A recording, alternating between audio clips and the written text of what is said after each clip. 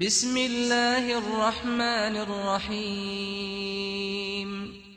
الذين يستمعون القول فيتبعون أحسنه أولئك الذين هداهم الله وأولئك هم أولو الألباب. Yine Sahih-i Buxari 2. cild səhifə 594 Kitab Təfsir-ül Quran, Quran-ı Kərimin təfsir kitabı, hədisin nömrəsi 4469-cu hədis. Təkrar eləyirəm. Sahih Buxari 2. cild Kitab Təfsir-ül Quran, Quran-ı Kərimin təfsir babı, deməli 4469-cu hədis. Diqqət eləyin hədisə. Bilirsiniz necədir? Məndən soruşsalar ki, filankəsi lənətləmək olar ya yox? Mən ilk cavabım belə olacaq, xeyr, lənətləmə. Bəs neyniyim? Tanı. Mənim məsləhətim budur. Kim zəng vursa, kim soruşsa cavabım budur. Filankəsi lənətliyim ya yox? İlk cavabım budur. Onları tanı. Sonra qərarı özün verərsən. Mən sənin yervə düşünə bilmərəm. Sən tanımamış, niyə lənətləməlisən? Niyə təhqir eləməlisən? Sən tanı. Mənim vəzifəm, sənin vəzifən tanımaq. Gəlin tanış olağın. Görək belə insanlara görə Quran ayəsi istək, necə kəlmə çıxıbsa ağzından o cürlə nazil ola bilər. Diqqət edin. Filan kəsdən deməli, Abdullah bin Zübeyir əxbərəhum ənəhu qədimə rəkib min Bəni Təmim alən nəbi. Bəni Təmim tayfasından çox həssas bir kəlmədir buradakı, vacibdir bilək. Tanış olmalıyıq. Bəni Təmim qəbiləsindən bir dəstə gəlir Həzrət Rəsulullah Muhammed sallallahu aleyhi və səlləm.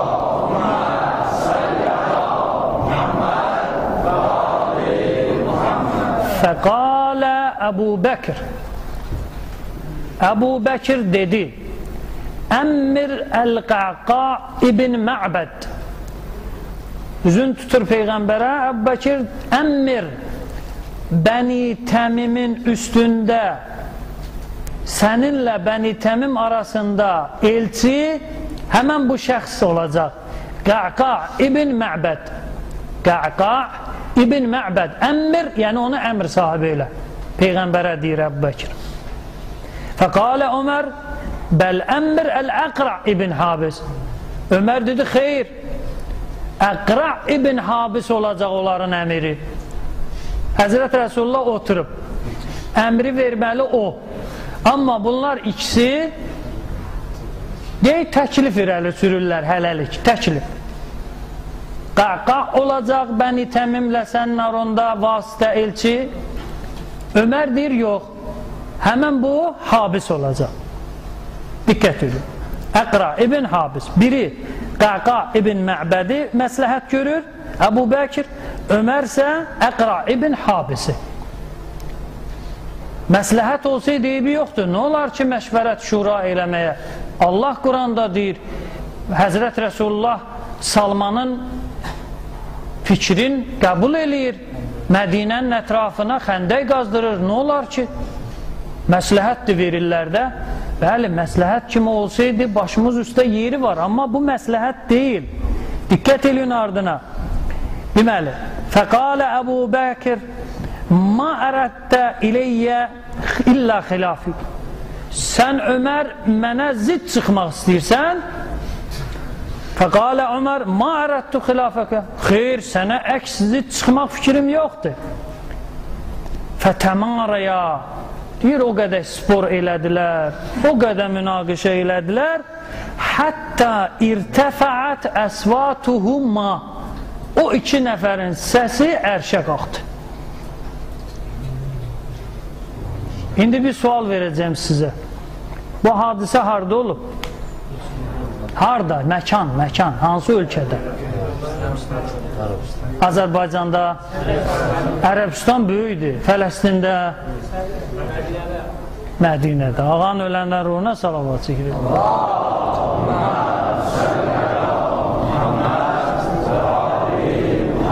Bax, diqqət, əhsəntum. Hucurat surəsi Mədinə surəsidir, Məkkə surəsi deyil. Sual verəcəyəm, sözdə kiçikdir, amma mənada çox böyükdür. Neçə ildən sonra?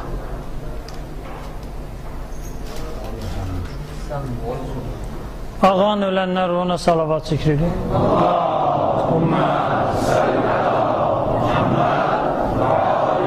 diqqət eləyin, 13 ildən sonra, 13 ildə Həzrət Rəsulullahdan bir yerdəyəm, bir yerdə, evim də evinə bitişik, hara gedib də düşmüşəm dalayacam.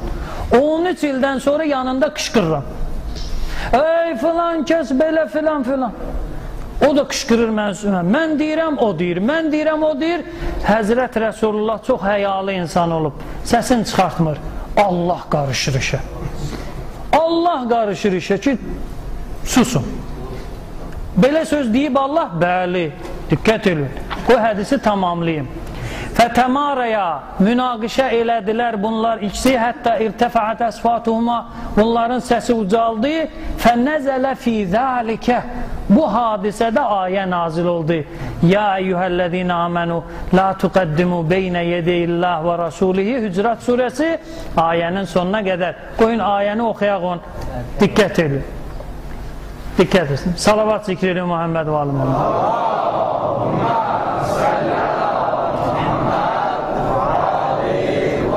diqqət edin ayəyə. 3 ayə bunların haqqında, Hücurat surəsinin 1, 2, 3-cü ayələri bunların haqqında nazil olub. Ya eyyuhəl-ləzīnə amənu la tuqəddimu beynə yedeyillah və rasulihi. Ey iman gətirmiş şəxslər, nə sözdə, nə hərəkətdə, nə olursa olsun, Allah və Rəsulundan önə keçmiyor. Allah qadağan eləyir. Önə keçmə. Vattaqullah, qorxun Allahdan. İnnallaha semi'un alim. Allah Teala hər şeyi bilən və eşidəndir. Ya eyyuhəl-ləzīnə amenu la tərfa'u əsvatakum fawqa savtin nəbi.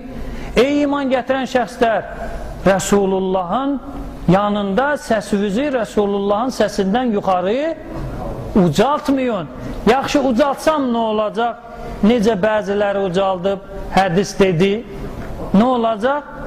Ən tahbitə əmaləkum və entüm la təş'urun. Siz hiss eləmədən əməlləriniz puç olacaq.